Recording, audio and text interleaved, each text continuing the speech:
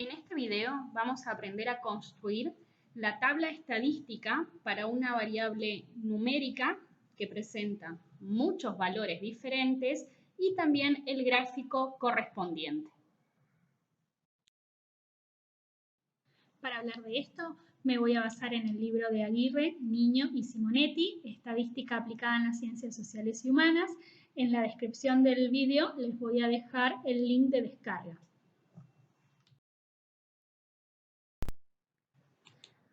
Cuando queremos resumir una variable numérica, como puede ser la edad, el ingreso, el peso, la estatura, la cantidad de hijos, o cualquier otra variable numérica, y vamos a resumir sus datos a través de una tabla, lo primero que tenemos que observar es si esa variable numérica presenta pocos valores diferentes o muchos valores diferentes. ¿Por qué? Porque de eso va a depender el tipo de tabla y el tipo de gráfico que se va a construir. Y en este caso nos vamos a centrar justamente en las variables numéricas que presentan muchos valores diferentes.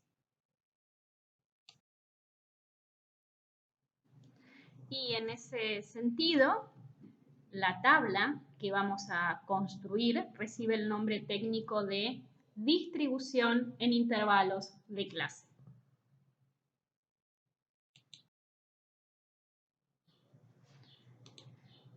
Les presento un arreglo de frecuencias.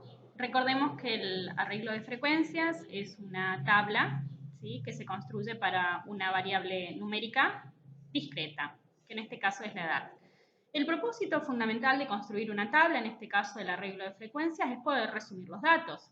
Pero bien, esta tabla, al ser una tabla extensa, de resumen, no tiene mucho. Si presentamos esto en un trabajo, seguramente nos costará mucho poder decir algo acerca de la edad de los estudiantes, en dónde se concentran más las edades, si los estudiantes son más jóvenes o presentan edades más altas. Entonces, en estas situaciones es necesario resumir aún más la información y construir un tipo de tabla que se llama distribución en intervalos de clase. ¿Cuál es la diferencia entre estas dos tablas, entre el arreglo y la distribución en intervalos de clase? Que justamente la distribución en intervalos de clase se utiliza para variables numéricas que presentan muchos valores diferentes. ¿Qué hace con esos valores? Los agrupa en intervalos, en grupos de valores. Entonces, aquí podemos observar cómo una tabla que es extensa, si agrupamos los valores en diferentes intervalos, podemos lograr mayor capacidad de resumen, una tabla mucho más corta y mucho más fácil de interpretar, y en este caso de poder contar cómo son los estudiantes del curso de estadística según la edad.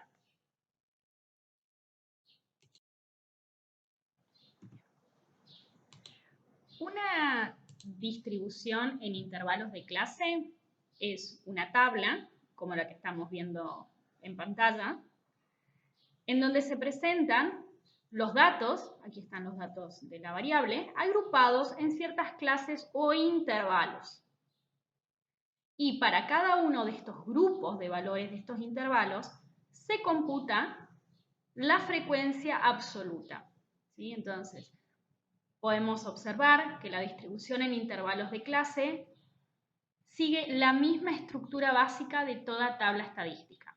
En la primera columna la variable, con sus respectivos valores, solo que en este caso los valores no están individualizados, sino que se presentan agrupados en intervalos.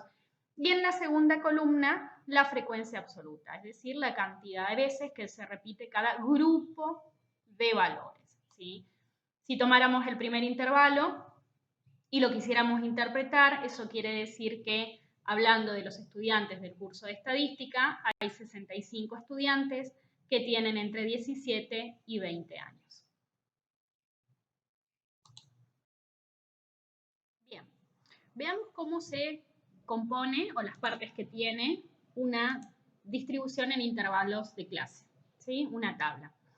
En este caso, tenemos a los estudiantes de universidades privadas según el ingreso del hogar, ¿sí? La variable que estamos resumiendo en esta tabla de distribución en intervalos de clase es el ingreso. El ingreso está agrupado en diferentes intervalos. La cantidad de intervalos que tiene una tabla la vamos a simbolizar con la letra K. En este ejemplo, K sería igual a 1, 2, 3, 4, 5, 6, 7, 8, 9. K sería igual a 9. ¿Qué quiere decir? Que es una tabla compuesta por 9 intervalos. Además, cada uno de los intervalos, en cada uno de ellos podemos identificar el límite inferior, que es donde empieza, y el límite superior, que es donde termina.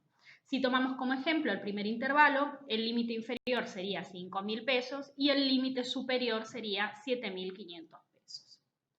Por otro lado, los intervalos tienen determinada amplitud.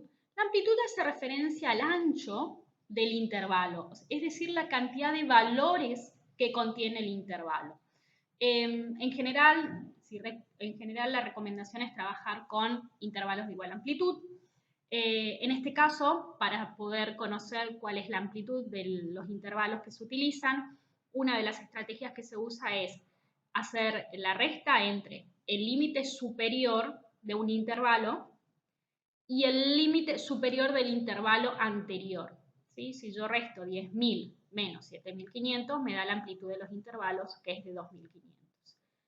¿Qué quiere decir eso? Que cada uno de estos intervalos contiene a 2.500 pesos, ¿sí? En este caso porque estamos trabajando con el ingreso. Por otro lado, en cada intervalo es posible dar el punto medio, ¿sí? ¿Cómo hallamos el punto medio? Haciendo el promedio de cada intervalo. Si quisiéramos hallar el punto medio del primer intervalo, tendríamos que hacer 5.000 más 7.500 dividido 2. ¿Sí? Que es lo que expresa esta fórmula. En general, a veces es necesario hallar el punto medio para realizar cálculos posteriores, como por ejemplo calcular algún promedio o alguna otra medida. En una tabla de distribución en intervalos de clase también podemos determinar el rango, es decir, la amplitud en la que varían los datos, desde qué dato, o en este caso desde qué ingreso hasta qué ingreso va. Y para poder hacer el rango, lo que hay que hacer es el valor más alto, el límite superior de todos los intervalos, que en este caso es 27.500, menos el límite inferior, que es 5.000. Si hacemos esa resta, obtendríamos el rango. Además de eso, quiero contarles que en esta tabla de distribución en intervalos de clase, se está trabajando con intervalos que son continuos. ¿Por qué son continuos? Porque el límite superior de un intervalo se repite como límite inferior del siguiente. Fíjense, se repite. 10.000 se repite. 12.500 se repite. Eso da sensación de continuidad en la variable. ¿Cómo leemos eso? Este intervalo va de 5.000 a menos de 7.500. El segundo intervalo arranca en 7.500 y va a menos de 10.000, lo que quiere decir que llega hasta 9.999,9999 centavos. ¿Sí? La otra manera de construir los intervalos sería trabajarlos de manera discontinua, que ahí lo que tenemos es que no se repiten, el límite inferior no coincide con el límite superior de la clase anterior.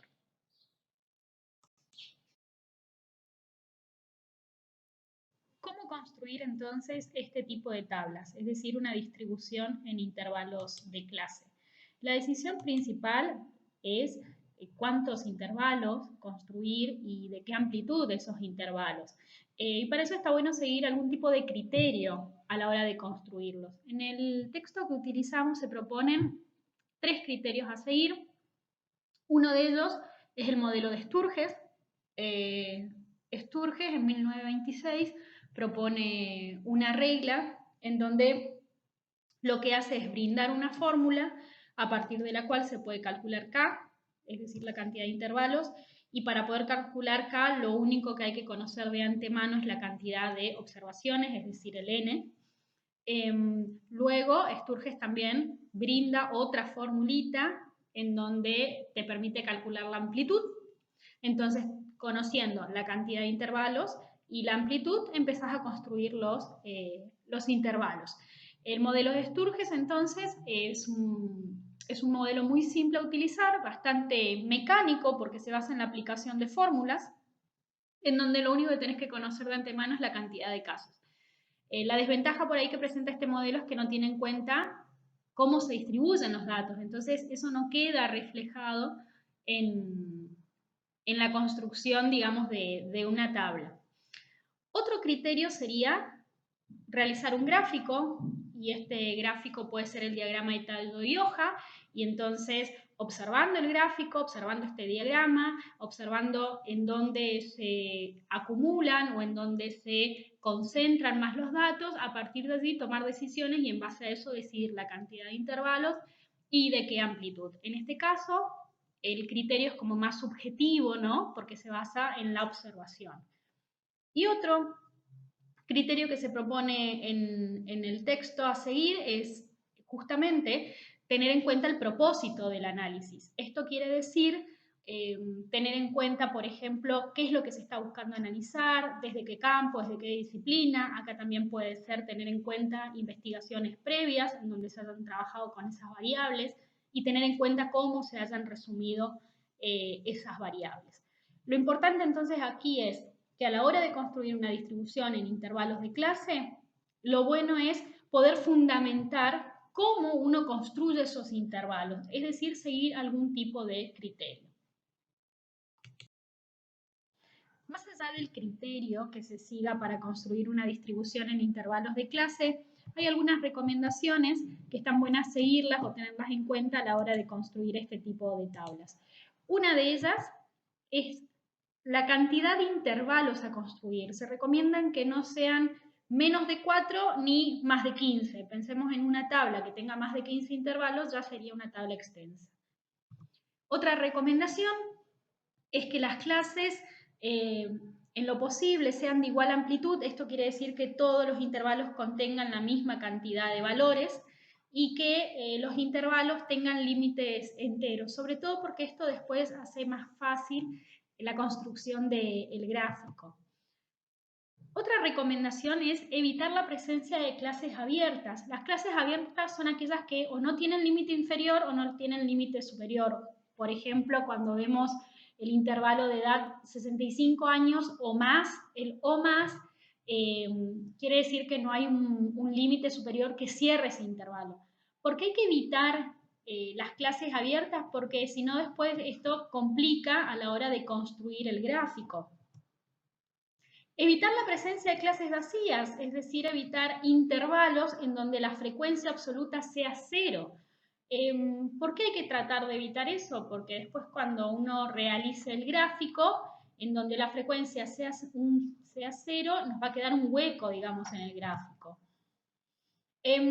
Otra de las cuestiones que hay que tener en cuenta a la hora de construir este tipo de tablas es que uno lo que busca es que quede expresada la distribución de los datos y que quede expresada esa distribución de la manera en la que se da en la muestra o en la población de estudios. Entonces, justamente con la redistribución en clase se busca manifestar esa tendencia, es decir, que en esa tabla se pueda apreciar en dónde se concentran más los valores, en dónde disminuyen en la muestra observada. Y por último, algo muy importante es que cuando uno construye este tipo de tablas, todos los valores que han sido observados deben formar parte. Yo no puedo dejar ningún valor por afuera. Eso es lo que quiere decir cuando menciona que los intervalos deben comprender todo el rango de variación de la variable. Ahora bien, si queremos resumir una variable numérica que presenta muchos valores diferentes, ya hemos visto que la tabla que se construye es una distribución en intervalos de clase. Ahora bien, si la queremos representar a través de un gráfico, en este caso podemos construir un histograma y a partir del histograma un polígono de frecuencias. El histograma, que es el gráfico que se asocia a una variable numérica que presenta muchos valores diferentes, se construye sobre un sistema de ejes cartesianos, en donde en el eje X, como siempre, se van a ubicar los valores, en este caso los intervalos de valores de la variable en estudio, y en el eje Y, en el eje vertical, se va a ubicar la frecuencia absoluta o el porcentaje.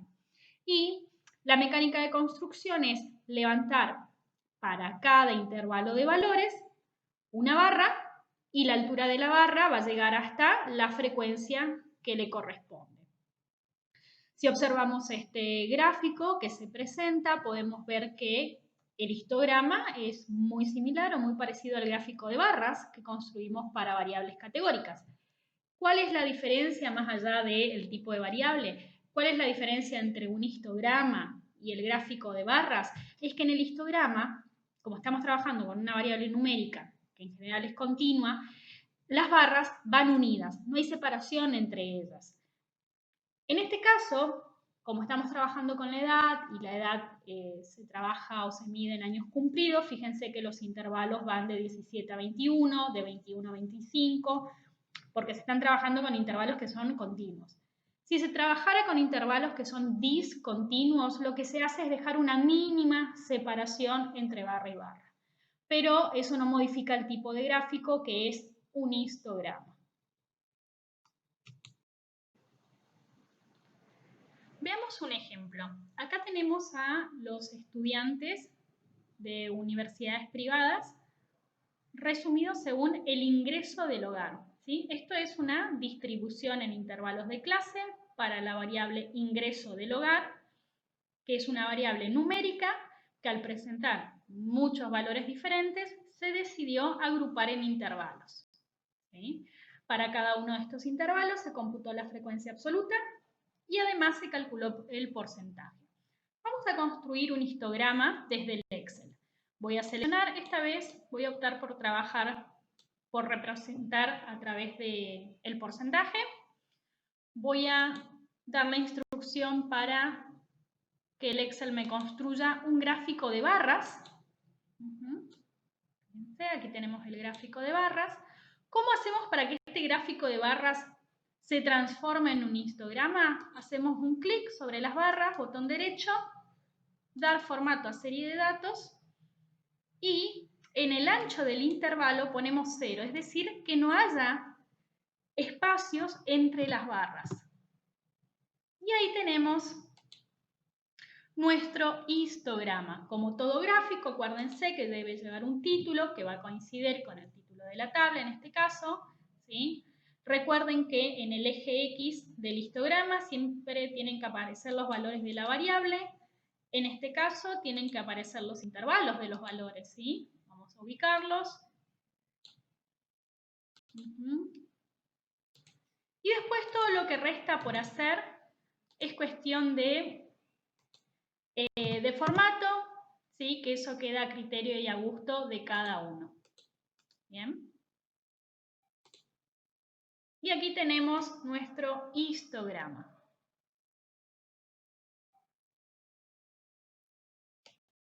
Sobre el histograma podemos construir otro gráfico que se llama polígono de frecuencias. ¿De qué manera? Bien, vamos a utilizar en cada barra del histograma, en el segmento superior de cada barra, vamos a marcar el punto medio. Punto medio, punto medio, marcamos el punto medio del segmento superior de cada barra. Y luego lo que vamos a hacer es ir uniendo esos segmentos mediante líneas, ¿sí? Y para que quede cerrado el gráfico, lo que vamos a hacer es, en los extremos, fíjense, en los extremos, el polígono se cierra uniendo los extremos del primero y del último rectángulo con el punto medio de un primer y un último intervalo hipotético, ¿sí? Acá habría un intervalo hipotético, lo cierro, otro intervalo hipotético. De esa manera queda construido el polígono de frecuencia. El polígono de frecuencia es una silueta, ¿sí? Nos marca la silueta, la forma de la distribución. Si nosotros observamos esta forma, nos va a permitir describir el comportamiento general de los datos, es decir, en dónde hay mayor concentración de datos, hacia qué lado disminuyen. Según la forma que presenta el polígono de frecuencia, las distribuciones se pueden clasificar en simétricas o bien asimétrica, ya sea a la izquierda o a la derecha. Una distribución de datos es simétrica cuando los datos se concentran en el centro de la distribución, ¿sí? Es por eso que es el punto, allí es donde se da el punto más alto de la silueta. Y comienzan a decrecer las frecuencias hacia ambos lados de la misma manera, es decir, de manera simétrica. Ahora bien, cuando esto no ocurre, estamos frente a una distribución que es asimétrica. Por ejemplo, cuando es asimétrica hacia la izquierda. Esto es cuando los datos se concentran a la derecha de la distribución y las frecuencias comienzan a disminuir gradualmente a medida que los valores decrecen. Es decir, la distribución es asimétrica a la izquierda cuando los valores atípicos se ubican a la izquierda de la distribución. Caso contrario, sería simétrica a la derecha, ¿sí? Recordemos que el polígono está construido sobre un sistema de ejes cartesianos, aquí en el eje X los valores de la variable, aquí en el eje Y, en el hipotético eje Y, estarían los valores de la frecuencia, estaría la frecuencia absoluta, ¿sí? Entonces, en este caso, los datos se concentran hacia la izquierda y comienzan a decrecer a medida que aumentan los valores de la variable. Lo que quiere decir que las menores frecuencias, por lo que podríamos pensar que se ubican allí los valores atípicos, es hacia la derecha de la distribución. Poder describir al conjunto de datos a través de la forma que presenta nos va a permitir más adelante poder tomar decisiones en cuanto a medidas que podamos o sean pertinentes calcular y luego utilizar. Veamos el siguiente ejemplo. Estamos describiendo a estudiantes de universidades privadas según el ingreso del hogar y para ello estamos presentando los datos resumidos en un histograma, ¿sí? Este histograma presenta en el eje X los valores de la variable ingreso del hogar, ¿sí? Fíjense que en este histograma tenemos las barras que están unidas unas a otras, ¿sí? Si marcamos el punto medio, marcamos el punto medio del segmento superior de cada una de las barras, en principio, para poder trazar el polígono de frecuencia, ¿sí? Y luego unimos esos puntos medios a través de segmentos. Bueno, esto tendrían que ser segmentos, ¿no? Lo estoy haciendo a pulso. Es por eso que sale así. Bien, ahí llega el pico máximo y empieza a bajar. Y lo uno. Bien, si podemos observar este polígono de frecuencia, vamos a ver que este polígono, fíjense, este polígono tiene una forma que es asimétrica, ¿sí? Porque los datos están concentrados hacia un lado, en este caso están concentrados, fíjense, las mayores frecuencias ocurren del lado derecho de la distribución, es decir, en los valores más altos de la variable, y a medida que las frecuencias disminuyen, ¿sí? Lo hacen hacia el lado en que disminuyen también los valores.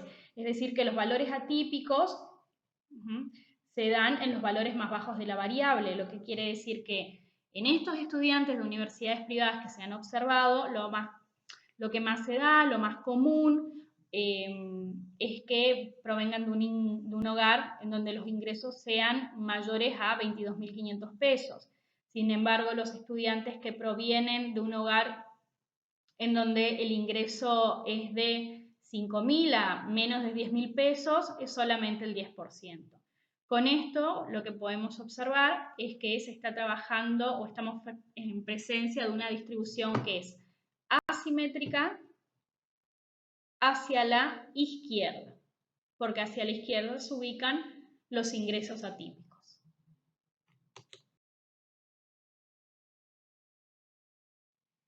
Bien, para ir finalizando entonces, lo que hemos visto en este video es cómo resumir una variable numérica, pero que presenta muchos valores diferentes. Y en ese caso, para construir una tabla, la tabla correcta es una distribución en intervalos de clase y los gráficos apropiados es el histograma y a partir del histograma poder construir un polígono de frecuencia que nos dé una idea de la forma que presenta la distribución de los datos.